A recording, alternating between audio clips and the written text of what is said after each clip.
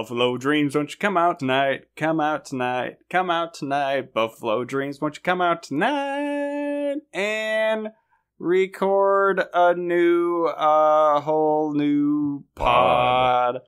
Man, that's a bad name. Who named this podcast? A whole new pod? Welcome back to a whole new episode of A Whole New Pod. That's why we do it. That kind of works as a catchphrase, it does. right? We love that. We are the podcast all about Disney Channel original movies. And Buffalo. Watching them all in chronological order, even when we come across one that we probably would really wish we could skip.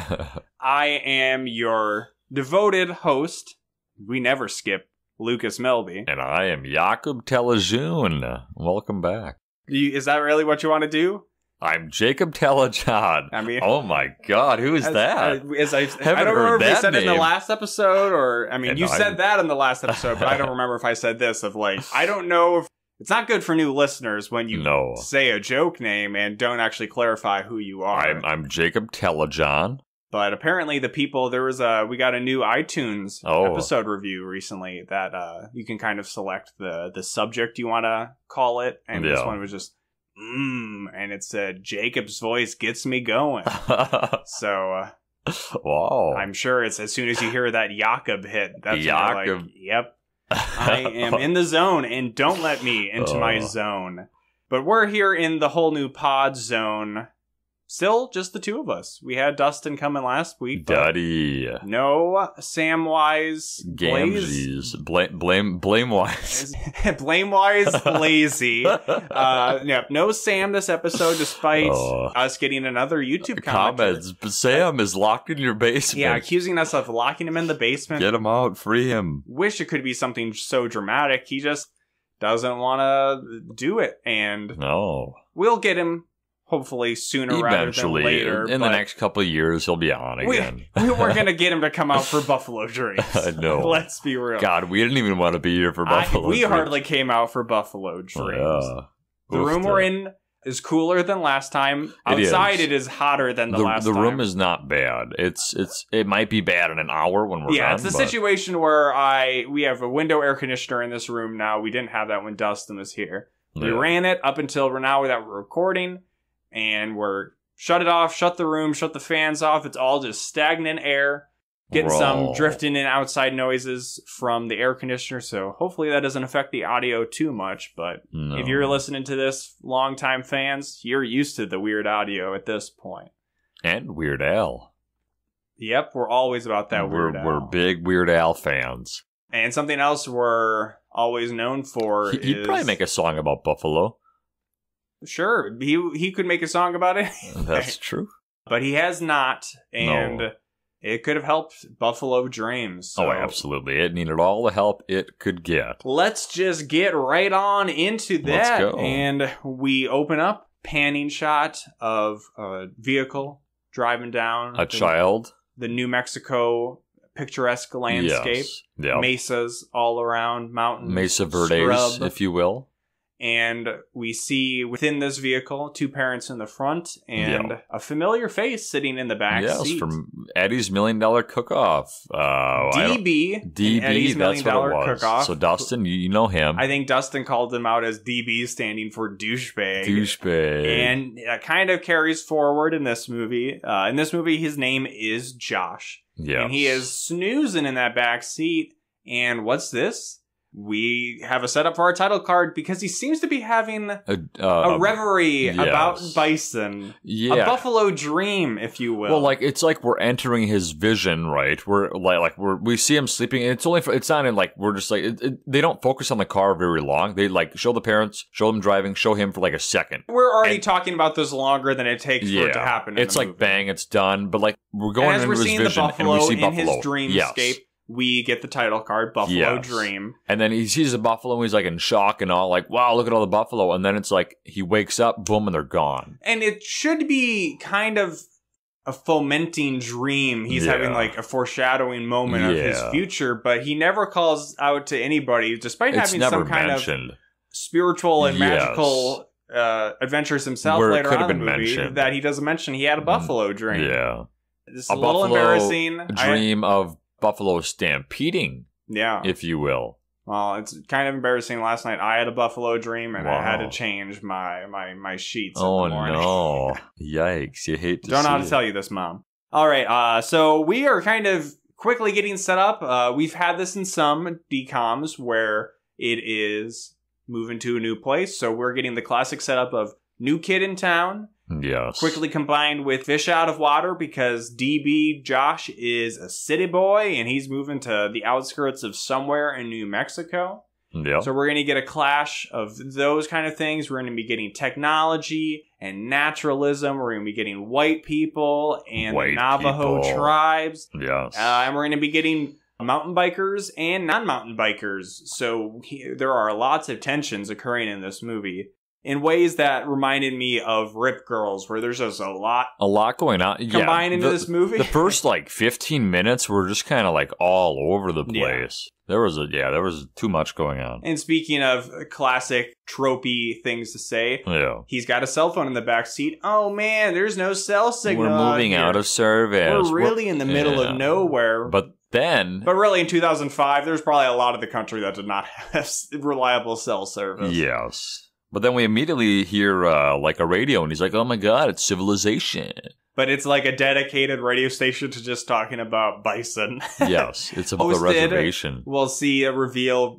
It doesn't even make sense for why we see the host, except for that it is one of the Cheetah Girls. It is Yeah. Chanel from the Cheetah Girls. Yeah. So that's probably the only reason they show who it is. Yes. Otherwise, it would be totally normal just Pointless. to have her voice for the whole movie. Yeah. They stop by, I don't know if it's quite a gift shop, but it's a general store Yeah. owned by, I don't know her last name, but they call her Abuelita, Abuela. Grandmother. She's just grandma. And they're picking up some essentials for their house, like, I don't know, beef jerky and dried corn. And she says, Yeah. hey, get some batteries. And they're like, Yeah. no. She kind of knows. But it's all presented so weirdly and into. awkwardly, and we're like, what is even happening? It was, right now? yeah, because putting stuff into their bag, and they're like, no, we don't want that, but she's ringing them up, she's charging them, and then putting the stuff in their bag, and I'm like, what the hell is this all about? But later on, we find out that their power goes out, that they needed these batteries that she was trying to sell them. Yeah. So she was looking out for them. So then they arrive at their new house, which is pretty nice. It's got a satellite dish. It's got a telescope. Yes, and we'll just say now because the dad's a scientist, so maybe that's where the money comes from, right? So, but he doesn't have quite the budget for a bike to get a nice bike for his son. It's his mom's kind of like, what? You got him a new bike, but it clearly does not seem to be a new bike at all. It's like garbage. It seems like it's a single gear bike. Does not it's look old. like... It looks like it's from like the 50s. It might as well be one of those with one big wheel and two small wheels. It was weird. It's an old shitty bike. It didn't make any sense. But he immediately... His old one was stolen. Oh, I didn't catch that. Yes, they said his old bike was stolen. We made him move across country to New Mexico, right? Yep. Yep. So we might as well, we owe him a new bike. That was the whole why he got a new one. So he goes cruising around on it right away, and he's narrating, or he's kind of doing the fake commentating like he's in a bike race. I guess they've just run out of normal sports, so we gotta bring... I guess we've kind of already had bike racing before, but...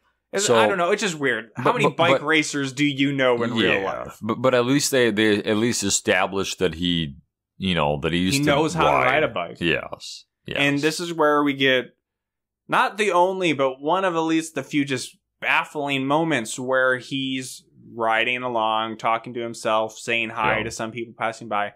And then there is a straight, I don't know if it's Back to the Future. It's just an old classic bit, Paperboy, the video game. There are two guys carrying a transparent sheet of glass. Yes. Oh no, he's going to crash into it. But nope, he slides to a stop right before it. And they drop it. But they're so startled by his braking prowess that they drop it and it shatters all over and the he's place. like, I didn't do it, or wasn't me. It wasn't. No, it wasn't. And that never comes back ever again. It wasn't It's me. never mentioned. No. The glass breaking. Then we just get an awkward shot or scene where we see John Blackhorse, who is played by... Yes. I don't remember his character name in Dances with Wolves, but he's played by... I think he's originally from Canada, but he's an indigenous person from Canada. And he was nominated for Best Supporting Actor in that movie. Oh, there you go. I'm wearing a shirt with a wolf on it and a Native American man. Not that that's important, but basically an X. I always wear shirts that relate to the movies. Which is perfect for our audio-only podcast. He has like a modestly sized hut, but then it seems to be on the grounds of a house. But they stay it's in the really hut weird. for some reason. We noticed that there was a house right next to him, like later on. I think it probably is a good time to bring up after Jacob talks about his T-shirt that this movie was just written by some random white lady named Melanie Schwartz Nielsen or something like that. So there's stuff in this movie that clearly they have indigenous actors in these roles. Yeah. So there's implied some like approval of the stuff they're saying and doing. But at the same time, they're actors, and they're probably just hoping to get work themselves, so maybe they feel some pressure to be okay with it. And a lot of it just feels, again, it's coming from indigenous people in the movie, but it still feels a little put upon and awkward in times. Yeah, I agree. Like this hut, like he can have a house. He doesn't has need a to house. live in He this fucking weird has hut. a house. Sleep in your damn bed, man. Yeah. So again, he his was like name, sleeping on the floor when Thomas comes in, like peeks on him. Like, what is this? It's weird. Yeah. Again, his name is John Blackhorse. We'll be meeting his grandchildren shortly. Josh is at his house, and on their back porch, as we mentioned, they have a telescope kind of thing. And he's just scoping out into the shrubs, and he sees this blonde-haired weirdo. Jacob said looked like he was tripping on peyote. He was like hopping around. Did we ever find out what he was doing? He was just vibing, man. He was like jumping around and like flailing his arms. It was weird. And we'll soon meet him. His name, definitely not his Christian name, but the name he uses for himself is Moon. And I felt this character to be pretty true to life as far as West Coast, California, kind of white person, hippie person trying to maybe not necessarily culturally appropriate, but like gets way too into non-Christian or non-white traditions and trying to like make up too much for like their upbringing by getting, in his case, way into Native American lifestyles. Yes, he's living it in a way that probably some people could find offensive today, and I at least would just find him to be pretty annoying myself. Kind of the type of person who would go to Burning Man that isn't one of like the tech bros that go there with their giant RVs and world-class chefs and all that kind of stuff. So Josh is, hey, it's a weird white person. I want to see what this guy's all about. So he's riding his bike out to meet him, and on the way he runs into Thomas Blackhorse. And Thomas. I think Scout is also with him. Thomas and Scout are the grandchildren of John Blackhorse, who is the Dances with Wolves guy.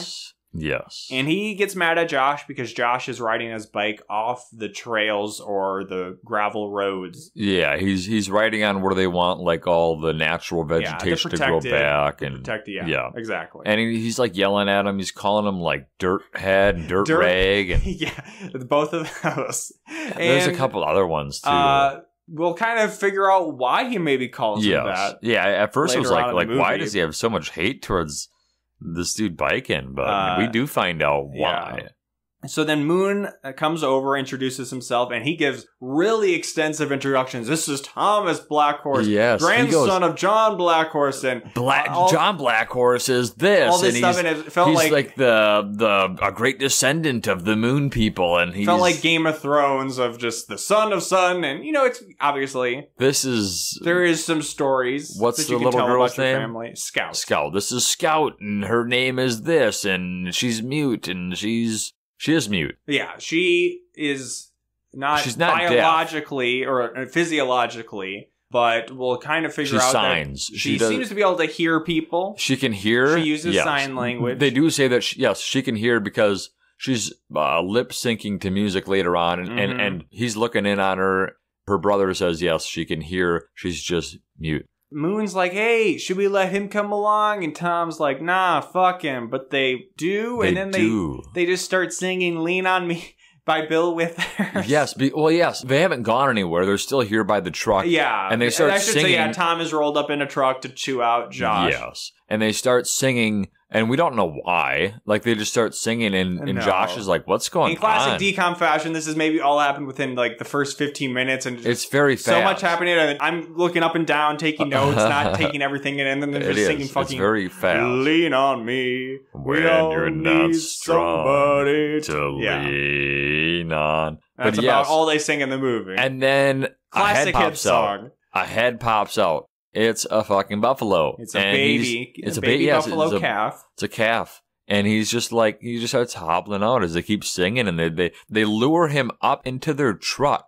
He's And in the then- back of the truck, right? How did Yeah. he get up there? They had like a Ramp? like the back of the truck was more of a fence that dropped down or something. Okay, I was like they obviously didn't lift him up into this thing, but That buffalo got hops. But they later on, or like once they get him up there, and they say- explain to it. We tried every song. We tried Sure. singing every song. This is the only one that he responded to. Or Macarena? the buffalo. Nada. Buffalo in general. It's not just a baby we find out. It's every buffalo loves this song. You know that. We have, where we live Yes. in Minnesota, there's a state park near to us that has Buffalo. a buffalo preserve. Preserve, yeah. you can- We'll have to try it. You can We'll go you can sing. drive through in your car, and sometimes if the buffalo are in the right area, you can get pretty close. And Yeah.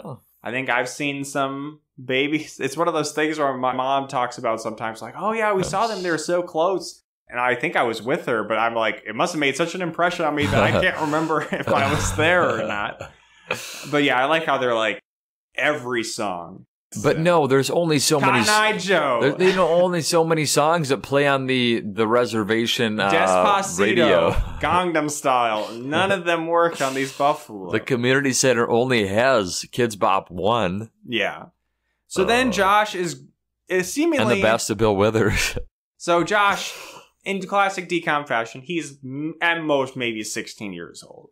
And Yeah, he's going not into old. work with his dad. And he's suited up and he's going to work there. I'm like, I didn't know that And hire his dad 10-year-olds. is a scientist in Yes. television since I am scientist. But his man. dad's not a scientist. His dad's more of a Well, no, scientist. I don't think usually television scientists are ever, I'm a scientist. The closest the you cool get to ones. that Robert is- Downey Jr. Yeah, whatever. I was going to say the closest you get to that is Jeff Goldblum in Jurassic Park, maybe. Oh, he's cool. That's a cool character. So his dad works at some He has a daughter. satellite research center, whatever the fuck that means. Yes. And he gets a job making copies. And oh man, Josh is so bored. He's making copies Of his face, of his butt. Yep. What a silly dude. And I'm like, hey, this job probably pays pretty decent. This seems like a It summer probably- job it for probably him did being there. 16 years old, or at least he doesn't seem to be going to school at any point. So So it he- must be the summer. But no, but he basically he pisses that job away. he hates it. Nice He- air conditioning. It's probably fucking hot in New Mexico during the summer. Yeah, I would imagine. So But then, but somehow we find out, like right now, right, that he was photocopying 37 different times of his face. and then right? he just put them in everybody's mailbox or Yes, something. all he was supposed to do was just scan stuff that was on a cart. Like, granted, there was quite a bit on the cart, but he just did his face and his butt, and he sent it to 37 He didn't people. actually do No, he his didn't do butt. his butt. He did his face. We should mention on the way there, they're driving through town and they see Tom leaving a Yes, store with they see some Thomas feed, and leaving. some bikers come up. Bikers as in mountain biker teens. And we see them. This is the same group of teens we see throughout the movie. This Yeah. is our introduction to them. They step in front of him, and he's carrying like a heavy bag of probably buffalo feed, or it's like Something. feed. And they like block him, and they make a comment to him, just a rude comment. They call him a name. I can't remember what it is. Yeah, I don't know. Jalapeno picker. They say it's, Like really bad. they call them stuff. like tortilla makers, Yeah. pepper pickers, Yeah, or chili pickers or something. yeah. It's a bit much. It gets to be too Yeah. much too fast. Like Especially it's just for like how a this lot. movie ends. And Yes. They maybe is dealing with a little too serious a subject matter. Yeah, I agree. So Josh's mom goes to Tom and Scout's abuela's store. And Yes, she's buying, and- this is where she's buying batteries. And Batteries. saying, like, bitch, you knew. She did know, because earlier, like I had mentioned, she was putting batteries in the bag, and she's like, no, we'll come back if we need them. And here she is, coming back to need them. And then now Abuela is suggesting other things, and she's like, yes, I need that too. Yes, that. She's the upseller. Yes. You do need this protection plan on this video game in case. I've actually had a Best Buy employee be like, hey, you got a younger sibling who chews on your discs? No? Is that a thing that happens? Because that seems like a crazy example to throw out for me to buy a protection plan on my PS3 game. Yes. That's probably the last time I went into a Best Buy to buy a game was when the PS3 was still a thing. Damn. But then while she's shopping, Scout is signing to her grandma to say, hey, I bet Josh hates working at the satellite lab. You should have him come work with the buffalo. Yes. So that sounds like a grand idea. A grand idea. Don't we just see him now, just rolling up now on his bike? Or was there another scene in between? So the mom brings it up to him and he's like, that sucks. And she's like, you'd be able to use your bike? Your bike, yes, that's tight. right. He loves his bike. Like, they're establishing more and more that he knows how to bike. He loves to bike. Bike is life. So he meets up with Thomas, Scout, and Moon, but he gets kind of a cold welcome, seemingly because he still seems to... It's very hard to tell when he is riding on trails or just going off course, because he seems to be going off course still a lot. But then he makes some weird comment about, hey, this is better than working in that lab. At least you're free out here, you know? And like, all the people were like, what the hell? Why would you give up a job like that? Are you dumb? Tom is dumb, this stupid? Freedom. And we eventually learn that Thomas feels pressure where he doesn't really want to be Navajo. Yeah, he's definitely not about the Navajo life. There's a party scene where he says, hey, my grandma wants to be a Navajo, speaking it, eating it. But so he's... classic decom fashion. He's stuck in this town with his family and he wants to go out and see the world. So for this silly white boy to come in and be like, this is freedom. Silly white boy. The bison might as well be standing on his back, shitting down his throat. Shitting down his throat. This is oppression by the buffalo. By the buffalo. Oh, God, I forgot about this scene. Oh, no. Josh, after a very bad joke, I'm not even going to bring it up here, but he goes to take a piss. And after he's done... What's the joke? It was like, hey, where do you guys go? Oh, it was, where do you guys go? And they're like, we go everywhere, man. And it seemed like it was going to be a setup to be like, oh, there's nothing around here to do. Fun to do it. And he's like, we go to the community center. No, I meant to take a shit. We go to the community center where there's a nice new pool. The nice new pool is later mentioned by the biker dudes. Mm-hmm. But they never go to the pool. I wanted to see the pool. I want to take a wicked pissa. A wiki pissy. So he finishes his urination. And turns around and there's 4 fucking buffalo on his ass. So this only makes sense if he was coming in the other direction and then turned around from the way he was coming. And they're just there. Because otherwise, these buffalo could not sneak up on him within the time he took a fucking piss. No, it happens so fast. Unless he's got a giant bladder. And a giant So bladder. Then he sings, and that seems to ward them off. Backs them up, but this whole time while he's singing, the 4 or 5, whatever it is, the bad biker kids are watching him, and they're like, what are you doing, What were you singing? And it's like, how did these guys sneak up on him? Yeah. All these people are getting the drop on Josh. Yes, he jumps. He's startled by these guys. So then Tom and Moon and everybody come over and say, oh, you get cornered by some bulls? And then they kind of are button heads with the bikers. Yes. And well, first, and he's like, no, I'm just here. And he's like, oh, I guess you did get cornered by the bulls. So like, that must be something that happens frequently to them. They just get cornered by buffalo all the time. I mean, I would think it could be a possibility. There are a lot of buffalo. Let's say that. There are, like, we see scenes. Jacob loves movies with big crowds, but he also loves movies with big buffalo crowd. But there were like hundreds of buffalo at like some points. And Josh is telling the bikers, like, hey, you're not supposed to bike here. This is private property. And they come off like, whatever, man. They got so much fucking land. He does that like 3 or 4 times throughout the movie. Like, there's never like a scene where he's like, let's rip up this with our bikes. There's never a scene where he's like for ripping up protected land with bikes. Yeah. He's always trying to like spread that message though, like, this is like protected land. This is like private. We're not supposed to be doing this. Like, he does that a lot. Which I think is good for his character. And the way these biker kids respond by being like, yeah, Native Americans got too much fucking land. What's there for the rest of us? That's accurate to how some people actually are, but It's just a lot. It is a for lot going this on. Disney Channel movie 'Cause where I they think here- serenade. They serenade Buffalo by singing "Lean on Me." Yes. I think this is probably where they drop another one of theirs. I don't know if you want to call it a racial slur. It's as close to a slur as you get in a Disney Channel I think movie. this is where that they is not use color the of pepper friendship. pickers or whatever it was. Yeah. It's a lot going on, but then there's like more though. Like it progressively, like there's a little bit of a gap, and then we just get a whole bunch all at once. So at this point, I'd like to point out that whenever Scout is talking, we get subtitles because she's using sign language. And there seems to be something weird with the Disney Plus It's very version strange. of this movie, possibly because nobody cares about this movie. According to IMDb trivia, this is one of the most forgotten DCOMs, along with The Jenny Project and Ready to Run. Because it doesn't have a Wikipedia, right? No, it does. Oh, I it don't does. I don't know what this person is basing it on. I think they're probably correct. The Jenny Project, I don't even think is on Disney Plus at this point. Ready to Run definitely sucks and should be forgotten. Yeah. But I just think it's funny that they point out, hey, nobody knows about this movie, which I didn't really know I do not about it. blame them for not knowing about this movie. But what I was saying is Disney Plus seems to have it hard locked in that you get German closed captioning to translate all of the sign language. And we couldn't that turn makes- it off. I didn't realize it was just happening with the sign language. Yeah. Yeah, but So we're not getting it for right. like everybody talking. It's just the sign language, and it pops up. And I checked the settings. We didn't have Deutsch turned on or anything, but we just kept getting German subtitles for the sign language, which is very weird. And Disney Plus, great service.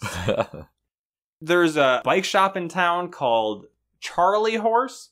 Yes. And Josh runs into the mean kid Kyle. He's kind of the meanest of the biker kids. Yeah, nobody likes him. His own friends don't even like him. It's Comic- kind of like one of those, and we see it in other movies. There's like a Boldy group, but there's just like one guy, but like the other people are kind of following because they're maybe No, all of this group is terrible Yes. until one scene where all of them except Kyle choose Turn to on him. not be terrible. Yes, that's fair. My notes here to say more racism, and then he talks about a bike team and that Josh should join their bike team. Oh, he gets pumped after the bike team talk. More like a bike gang. Yeah. When I was younger, I didn't learn how to ride my bicycle without training wheels for quite a while, and my brothers and the neighborhood kids had We're a group bullied by the called- biker gang. No, they had a group called the Big Boy Bike Club. Stop. And I wasn't allowed to be in it because I couldn't awful. ride without training wheels. That's mean. So basically, I know what everybody in this movie is going through. You've gone through this. I feel for you. I feel for you. I think I mentioned this a little bit earlier. Here's where there's this big town party. This is where we learn that Tom doesn't know how to speak Navajo and he kind of wants to be separated from the traditions. Yes. The group kind of bonds over their parental issues. So Thomas is kind of annoyed with his grandparents. Josh is annoyed with his dad. There's a great line where Tom says, "My grandma's such a Navajo." I thought that was funny. And then Josh says, "My dad's such a scientist." And it's like, yes. wow, okay, a little on the nose. And this whole scientist dad thing is really treated at points as this big overbearing thing, but doesn't really seem to be that big of a deal. Correct. This is where, as Jacob mentioned a lot earlier, they come across Scout listening to a song, and we can see her moving her lips, knowing the words. Yes. So we get the drop in, if we weren't clear on it already, that she can hear. It's just something has caused her to lose her voice. But I think we do know. They've mentioned that his father has died. It's already. possible. I might have missed They've that. already mentioned that their father had passed. Do they have a mother? Yeah, they explain what happens to their parents later on. Okay. I missed that. I missed you- that whole You part. apparently remember something that I don't, but you don't remember the more important Yes, aspect. I remember they mentioned the father dying, but I Okay. don't remember the whole parents as a. Okay, we'll get there. Yeah. Trust me, dear listener. So then they go diving in this cool river water spot. That It is. It's a Tom really knows. cool. Yeah, they were doing work right on the reservation. They're like, hey, it's really hot. Yeah. Let's go get cooled I off. joke that But the you alternative. can't tell anybody. Nobody can know about this Exactly. place. I joke that the alternative name of this movie could have been Buffalo Sense because we're getting a lot of the same city boy working on a Yeah. farm kind of thing here. So yes, I think they call it Shiny Steps. It's a Something secret like that, water yeah. spot that Tom knows, and they all take turns diving off this big cliff. They have a wonderful time. Probably doing some flippy. No, they don't. They just do pencil dives. They do, don't they? Yeah, well, they describe it. They're like, just put your hands next to your side. It's dangerous and just jumping in rocky areas. Just jump. Josh gets horribly sunburned, and Moon says, "You look like fried chicken." And then they bust off an aloe leaf, and they have him rub it on him, so he goes home sunburned and shining. His dad's like, "What the fuck's on you?" He says, "It's aloe," and he looks like Brother Love, the wrestling manager from he looks really bad. 80s and 90s. He asks for a new bike, but his dad's like, "Hey, fuck off. You think money grows on satellite dishes around here?" You wish. So he takes his crappy bike and he gets picked up by the local bus service, which is just Grandma and Grandpa Black Horse in a truck. And he sits in the truck, but he throws his bike in the truck. Yeah, there's like a random bus stop sign out in the middle of nowhere. And as soon as they pull up, he like looks at the bus stop sign, looks at them, looks at the bus stop sign, and then like doesn't she say like for like I don't know. I think she said Red Rocks as Red Rocks. That's the place where he wanted to go. And how'd she know that? Because that's where all the white. That's where all the white bikers go. All the white bikers go, and Red Rocks is not protected. They can bike there Josh, freely. Very pointedly, they put in the movie to be like, "This is clear. I'm doing okay. Natural destruction." Yeah, right. And it's like, hey, well, at least it's not making us mad. But you probably could still not do it. Maybe. So I just, in a lot of my notes, call the biker kids the bad kids because they are so bad. They're awful. And here they have a race. They're garbage. And Josh is mostly doing fine in the race, but then he hits a rock.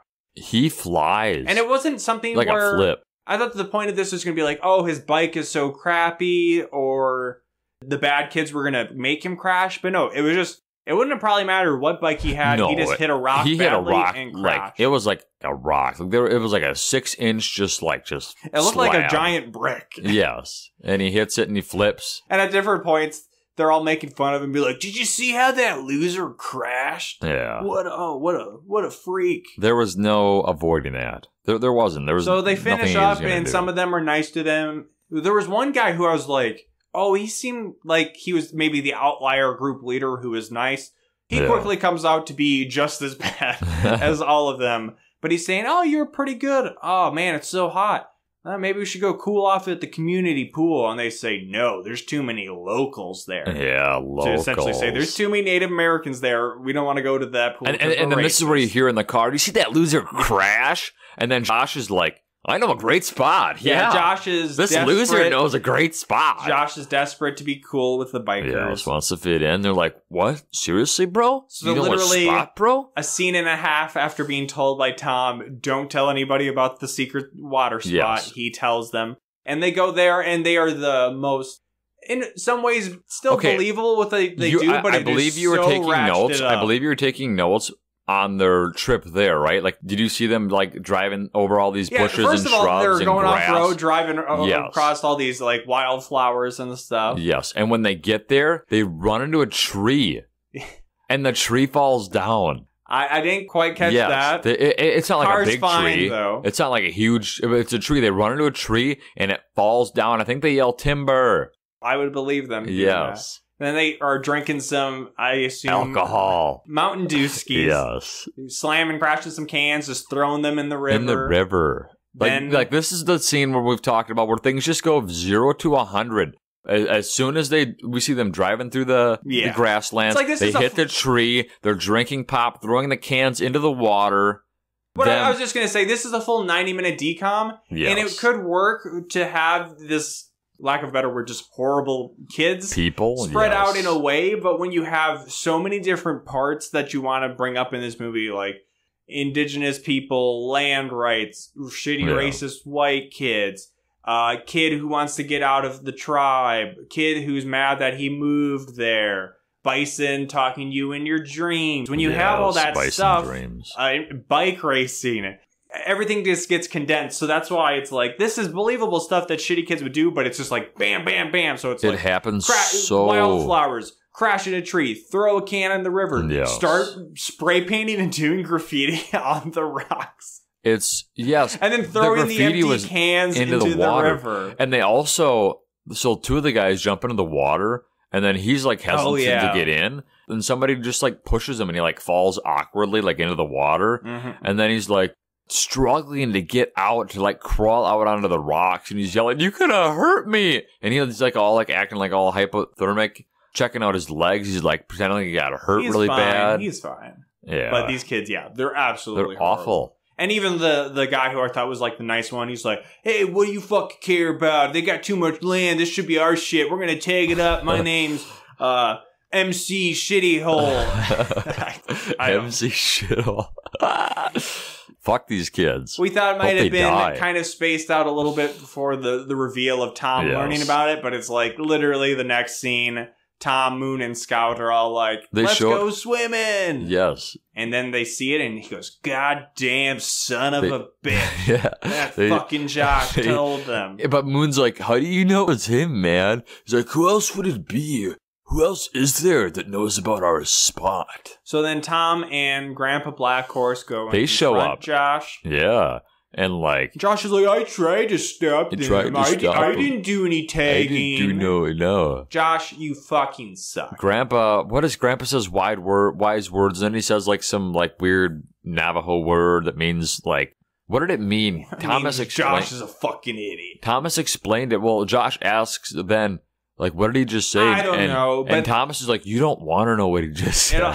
It all leads to Tom and Josh going on a camping trip. It's not a vision quest. He asks him, doesn't he?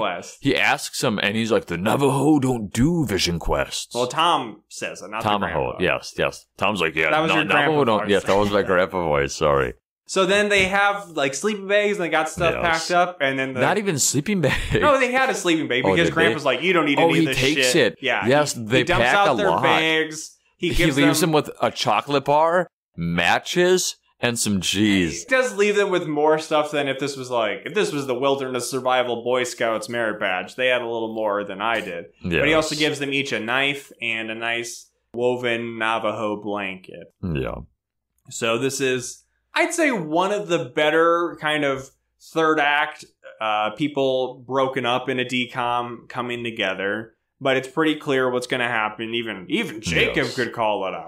The tensions are kind of continuing. Yeah, why was he getting so pissed? Well, I mean, he was mad at him regardless. Yes, he was mad at him regardless, but then he suggested they sleep on rocks. He's like, "What do you can sleep on the rocks." Before that, Tom has some very good insight into Josh, where he says Josh is a follower. He's always he's asking, "Hey, Tom, where are we going?" He's always looking to please. Yeah. And that's why he told the bikers where the water spot was, because he wanted to be cool with them, and he just always wants to fit in. And Josh is like, "No, I don't." And then they end up splitting up because Josh is an idiot and wanted them to sleep on rocks or whatever. Yes, and he's like, you can go downstream. I am going upstream." You're doing the grandpa voice again. I'm stuck on it. But that comes in here because as they split up, he does have an accent, though. They both get grandpa narration saying wise words about oh man, it's pretty good. With the nature. It's pretty good. I'm not gonna lie. We're getting this narration of like, "Oh, create a circle with nature." Yes. Josh turns around and he's like, "Oh, it's a fucking snake!" And he runs away. Then he starts eating some berries, and then we cut away to Tom. Yes, and I was saying, I was saying too with the berries, like he better get sick off this shit. You don't just eat random berries. In the next scene, he's puking. He's puking his guts out. Maybe one of the only times we've seen vomiting in a decom. Yeah, we don't see the chunks, but he is. We hear the noise. You hear the vomit hitting the grass floor. So then they each find their spot for the night, and again, despite Tom very clearly saying Navajo don't have vision quests, he has a dream.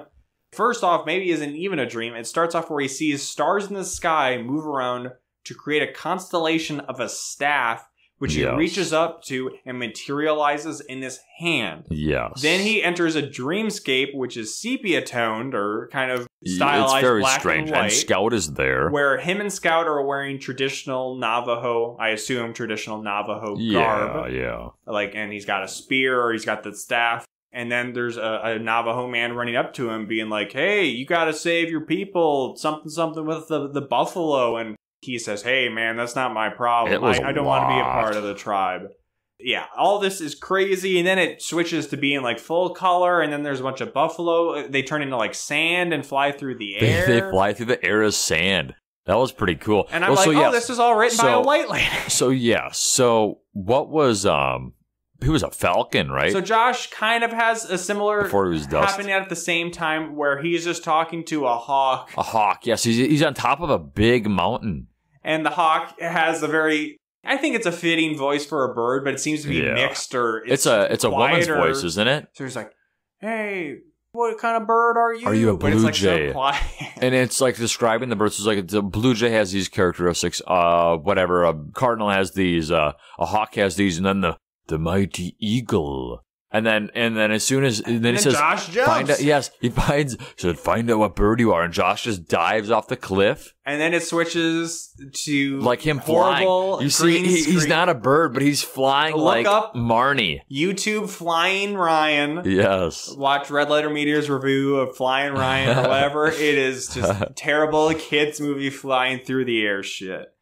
Oh, and then they both have a storm brews out of somewhere and wakes them both up. Yes, it's not raining yet. It's the wind. He's like, the wind is bringing in the storm. And they're screaming each other's names. They wake up, pack up their crap. So then they do find each other. They had seen a cave before, so I don't know why they didn't just go to the cave to start. But then they go to the cave. Well, yes, no, he says, I was headed to the cave.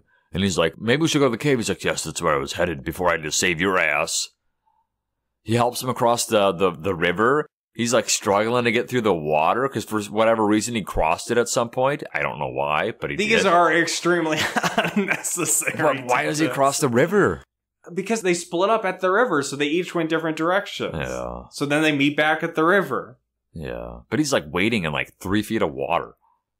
So they go to the cave, and then they bond, and they talk about each of their different visions, and then they sleep, and then it cuts to, oh no, this is where they learn that Tom and Scout's parents died in a car crash. Okay. And Scout has not talked since that, so it's a traumatic cause of her lack of speech. Yes. And then I think they just go to sleep, and then the trip's over, because we cut to Josh taking a shower. The end. And so I'm like, okay, I guess they're done. They didn't get some final wrap up with Grandpa to impart some extra wisdom. It's just like, they're friends again. Was it a shower or a bath? He takes a lot of baths. I think this one was a shower. He takes like a green bath at one point. So then Josh is out biking. He runs into the bikers again because if you're biking, they gonna find you. Yes. And they're like, hey, man, like, where's that cool spot at, man? Like, we haven't seen you in a while. Like, where's that spot? Josh we is need like, that spot. You guys aren't supposed to go there unless you're going to clean it up. And they're like, fuck off. We're not going to do that shit. What are you, a chili picker now? Huh? And then he says, I don't remember who challenges who, but essentially him and Kyle, they're going to have a race. Yeah. If Josh wins, they'll stay off the land. If he loses, I don't know if he has to like join their bike team or something. They're all like pissy at him, and they're like, which classic white savior that yes, white savior. The Navajo people can't bike race white savior Kyle to beat him. Yeah, the first person he goes to after being like, I'll race you is Grandpa Blackhorse. And he says, I need some advice. I'm going to have a bike race. And then he gives them this jar of green stuff. This is when he shows up to their place and they're sleeping. And Grandpa says, always got to be up before the sun rises. And he's sleeping with his abuelita. They had a long night. If the hut is a rocking, don't come and knock him. They're sleeping on the dirt floor of this hut when they have a house right next to them. Abuelita, you don't need to put the batteries in her. She's got plenty of energy to go. Like the Energizer Bunny. I want to tell you something. This is something that I had a revelation about that I haven't had anybody tell. Dreams? But the Energizer Bunny, until literally like the last 6 months, I always thought his nose was his mouth. I thought he just had like a big black mouth. Because I never saw like him zoomed in, but like he has like a big nose, like almost like a Chester the Cheetah nose. What? So maybe, did you think he had a mouth too? Or maybe you just don't have I need to look quite at the him. mental picture of God, the I Energizer don't Bunny. have it etched But into my it was one of skull. those, like, seeing the arrow in the FedEx logo or whatever, where it just blew my mind, and now I can't unsee it. And I was Googling around being like, there has to be other people who have had the same revelation. Yes. And there was. It's not this isn't a Bernstein. Oh, yeah. Bernstein. I mean, yeah. Like, you just telling me that, no, but, like, I remember there being, like, black on his, like, black here. Not just, like, not that he was all pink. I know there was, like, black there. So Jacob doesn't actually remember, but he's going to say, oh, yeah, I knew that. Well, no, was there's no way he was all pink. Okay, I don't think you're really... I thought I explained it pretty clear, but I was saying I thought his black nose was his the mouth. Gotcha. Jacob was not listening. So he doesn't have a mouth line. Doesn't even have like a mouth, really. No, he I think doesn't have it's a mouth. He's got a big old nose, I and maybe didn't the mouth realize- is somewhere underneath I didn't there. realize he didn't have a mouth. Okay. Yes. Anyways, back to talking about Grandma having sex with Grandpa. Yes. getting back to Grandpa that. Black Horse gives him some He weird gets up. green shit. and he Yeah, says, it looks gross as hell. It's good for joints, Stamina, and energy. pain. So then we get a kind of messy kitchen, Eddie's $1 Million Cook-Off scene where Josh is making up some more green goo. And he's taking baths in the green goo. Yeah. And the mom's like, "What is that? I need that recipe." So after he talks to Grandpa, he goes and talks to Tom and the crew, and Tom's like, hey, let me erase them. I know the course. And Josh is like, no, I'm the main character of this movie. Yeah, that's true. And they're going to be racing at, I think they call it, like, it's a ski resort. It is. But then they have it's the mountain bike summer. packs. Yes, it's the mountain summer. bike paths. Ski paths. Like, they're going down the And mountains. it's a gnarly track. Yes, it is. Big jumps. Big air. You thought Brink was crazy when Oh, Gabriella man. got pushed into the gravel. Oh, never forget her dirty bruises, her dirty cuts. But yeah, this looks gnarly, and Yes, Josh yes. is like, no, I'll do it. And then we get a training montage where he's doing sit-ups and riding the bike and running and doing pull-ups Yes. and taking green baths. Abuelita. Working on his bike a bit because it sucks. Does suck. And comes across the bikers again. At this point, I mean, I was kind of already about this when he was flying through the air like a fucking eagle, but I'm like, this movie's too long. Let's wrap this shit up. And this scene is the most kind of pointless. No, like, this is just like Because he comes establishing across- that they're like yeah, he comes cheap across the mean motherfuckers. kids. They're awful. Kyle, I don't even know what he has. He has like basically a has blade. an extended. Like a knife. No, it was like a baton or something. He shoves Yeah, it what? in his bike spokes. And it cuts the tires, doesn't it? No, I think it's like you put a stick in a bike wheel. Oh, gotcha. And he does like a big Why flip does he over have it. that on them? Does he do this to random Because people? it looks like something, like an extendo baton that you Yes. break out Yeah. while he's riding by him to like hit him with it's bad. some he Road really Rash, the goes video down. game shit. He really goes down. He's all cut up. I thought he broke his arm. He just has a lot of bruises. Josh is surprisingly durable. He crashes Yes. during the bike race, the first Yes. one. He gets pushed off that cliff in the water hole. Yes. He does a crazy flip over his bike here. And this is where the buddies of the head bully are like, did you really, like, what was that all about? Like, why did you do that? They were like, I don't remember. oh, they made those comments. Play it back. No, I think I vaguely remember it, but they weren't like, wow, we don't want to be friends with you. Yeah, maybe you took it a little too far. Yes. Yeah. So they're establishing that he's really a doucher if you didn't really think it the first 2 times. Or Yeah, 3 times. clearly. 4 times. When he was calling, So he's a cheater, too. yeah. Then Josh is just wiped out, and then, oh no, it's a storm. It's a random storm. And, like, so they're riding bike in, like, what seems like the middle of the day. And now the storm comes. Hey, big And storms can it- turn day to night quick. Yeah, it's like, I think it is night. So yeah. his parents, they're calling around, asking Grandpa and The Tom. radio. The radio DJ is saying, hey, Josh, if you're hearing this, somehow you're in the middle of nowhere with radio playing, Yeah. that your mom loves you. Yeah. And then Grandpa and Tom eventually find him. And then there's this whole long, like, recovery process where it's just like, oh my God, he's, like, knocked out for at least a day. And his mom's like, why is he out in the middle of nowhere biking? So Tom says, oh, he's doing this bike race to save all of the Navajo people from Yeah. shitty white teen bikers. Saving everybody. His parents were like, oh, he's doing a nice thing. Then there's I think it's a bit too far to make Grandpa Blackhorse do a sage burning ceremony over Josh. Well, he's been knocked out for 2 whole days. It's like a day. No, maybe. they say 2 days. You've been sleeping for 2 days. Oh my god, that's crazy. Because they even bring a doctor in and she's like, his bruises will heal. But if he's knocked out for that long, clearly there's something more serious going on. Well, like he definitely had hypothermia, right? Or caught something. No. He's just No? a bitch. He's just a bitch.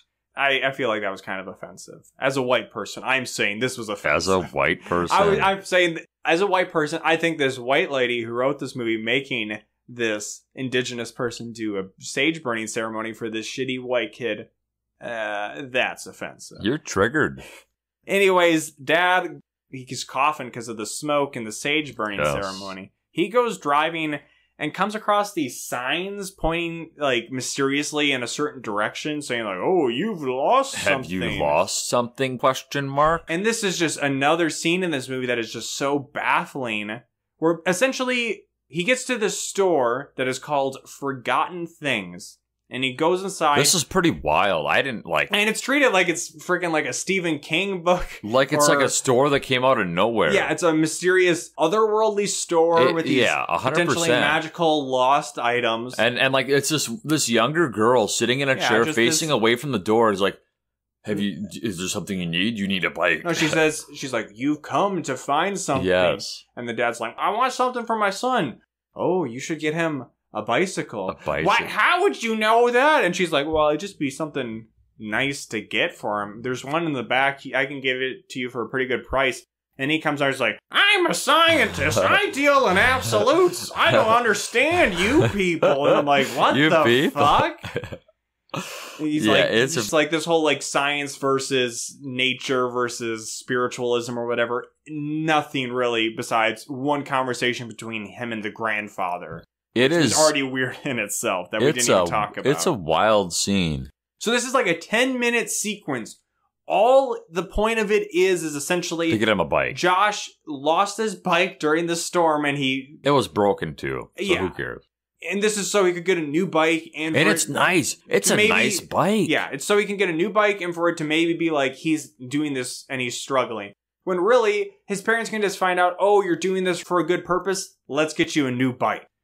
Save 10 minutes, 80-minute decom. Yes. Fucking, you've already earned a half-star favor in my book. Oh my, Lucas going in hard.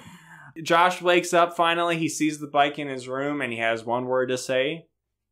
Tight. Tight. Yeah, he digs the bike. Well, his dad's like almost like a hospital scene where the dad's been like waiting for like 3 days. He's like all like tired and stuff. You're awake, you're alive. But here we go.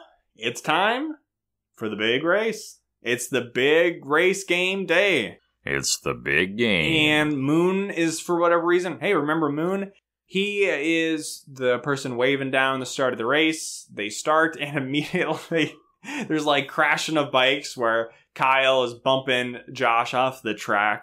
Yeah. Somehow, I think as Abuelita, she's calling the radio host, and the radio host is Shoutcast and live commentating this for all of the listeners because Josh is racing for the Navajo and the Buffalo, and it is way too big of a deal that they're treating this.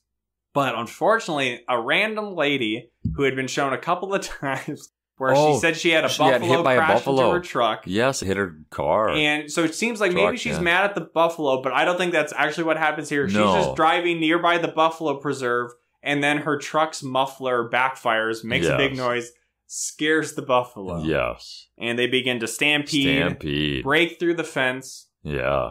And then Josh sees this from up high where they're racing on this mountain. He's like, oh my God, the buffalo. They're stampeding. This was his vision from the very beginning of the movie. Maybe.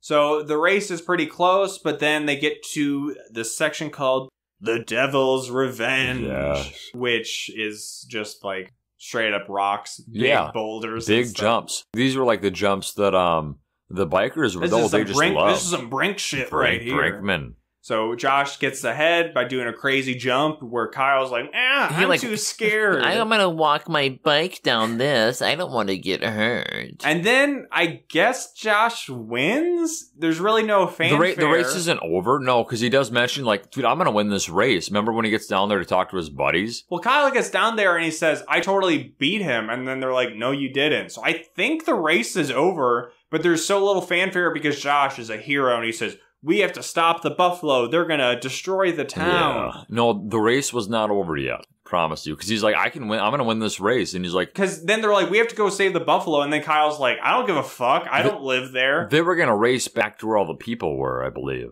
I don't know.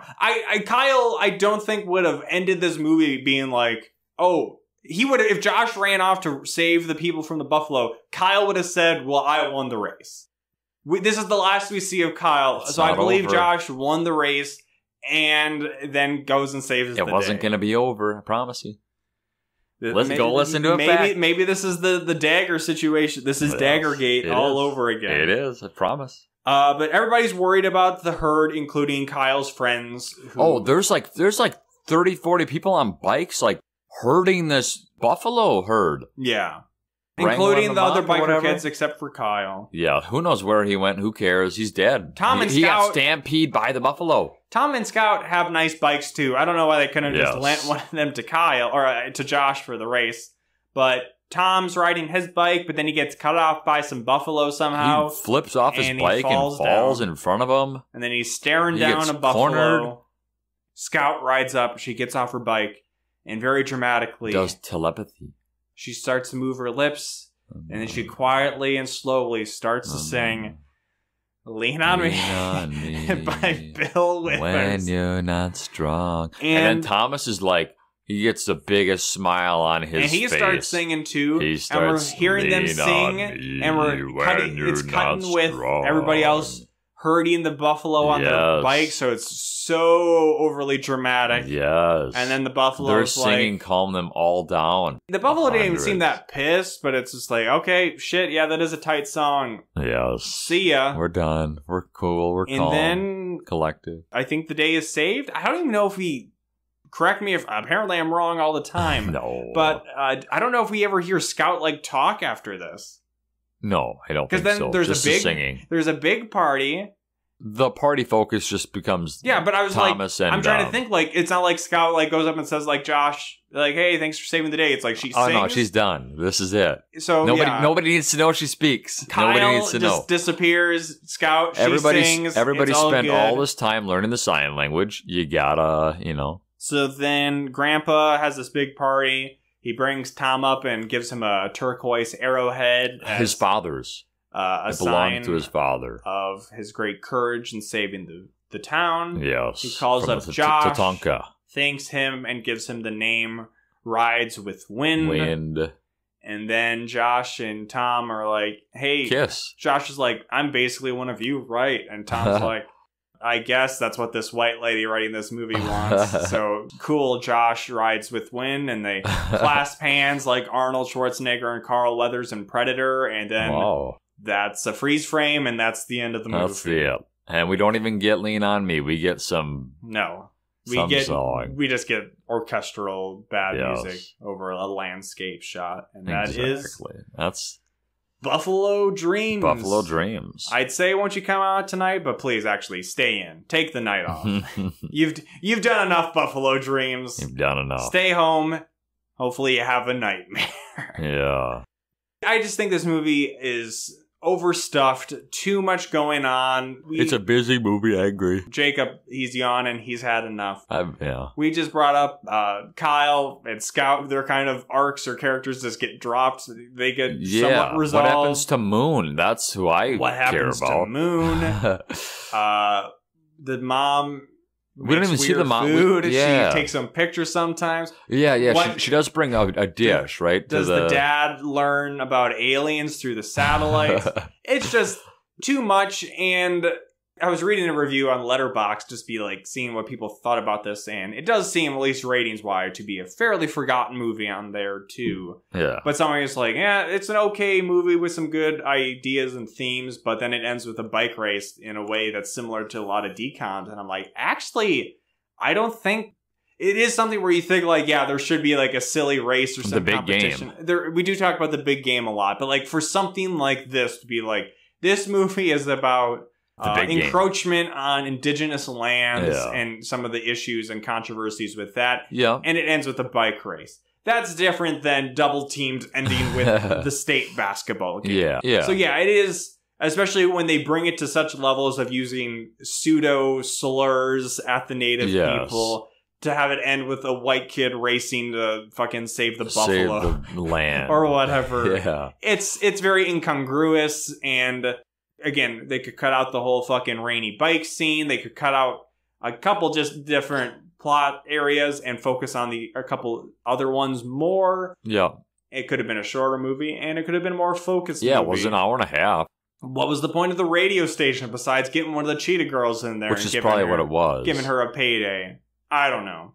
Was it a book or just a straight up movie? I don't think so. It was a white lady's idea, dream to be accepted through mountain bike racing into the Navajo tribe.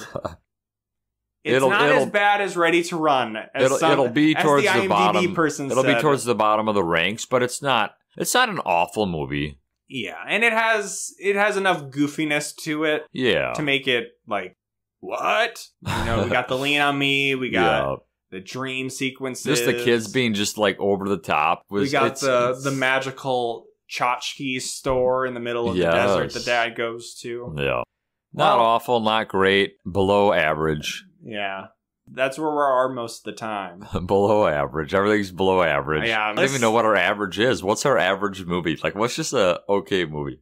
All of them. No, I think this one's below average. I'd say our average is I guess maybe Now You See Me, or Now You See It. Movie. Forgive me. That's not a bad movie. That's a magical movie. I'd say Halloween Town. Stuck in the Suburbs. I think that's like a pretty just like average middle of the road, inoffensive, Jordan Cahill, not overly entertaining DCOM. But if you want to write in to tell us how boring or not boring, or how offended you are by Buffalo Dreams, or how offended you are by my offense to Buffalo Dreams on behalf of people that probably don't care of whether I'm offended or not, I'm saying I'm virtue signaling. You can call me out on it if you want. Or if you just want to be like, oh, Jacob's voice. It's so sexy. You can write us at awholenewpod@gmail.com. Are you mad, Jacob? Do you know who Corpse Husband is? Corpse Husband. Corpse, as in a dead corpse. Corpse. He's basically, I'm not a fan of him.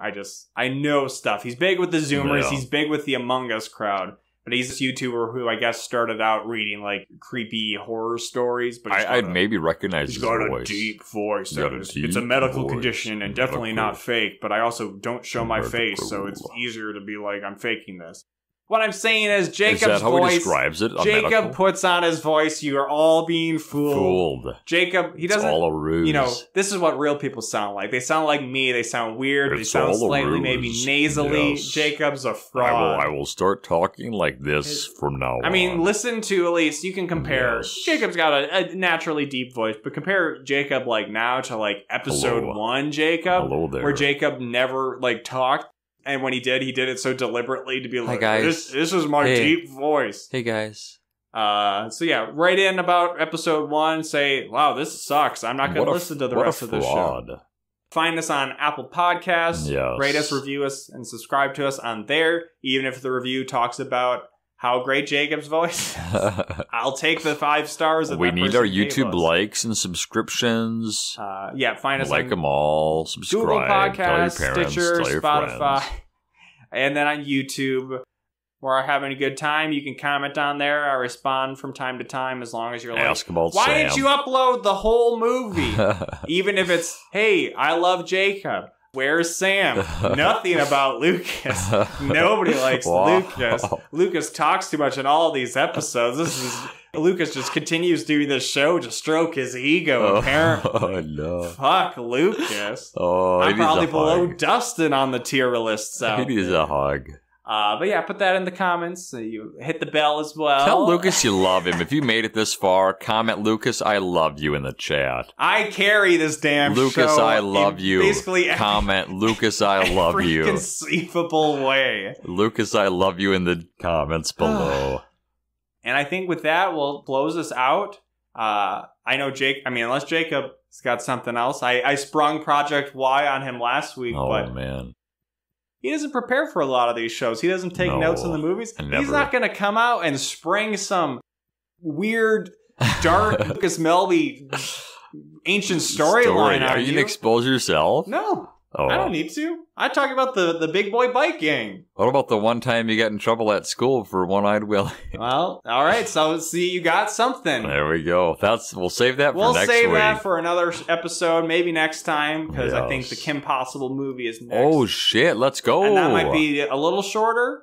But this episode, looking over at the time, already a little long, so we call that in the biz. That's a bit of a teaser. Wow. Unlike teasing Sam, like this is actually going to happen. We tease Sam all the time. But yes, write in. That's what we need. You can write in if you're like, I want Lucas. I love Lucas. I love Lucas. If you want a classic Lucas Melby tale, we've gotten classic Jacob Telejohn tales before. Write in and say, One-Eyed Willie, Solid Snake, ? If you even can understand what I just said to you right there. That's a wrap. I don't know, Jacob. What do you got to send us out on? Lean on me.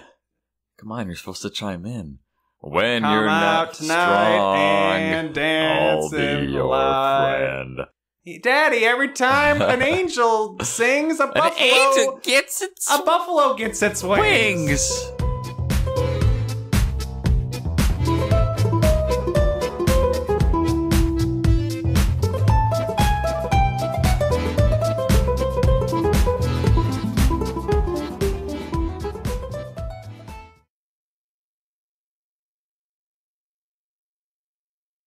Anyways, my broskies, I gotta bounce. Bounce on your boy's dick. Hey, got him.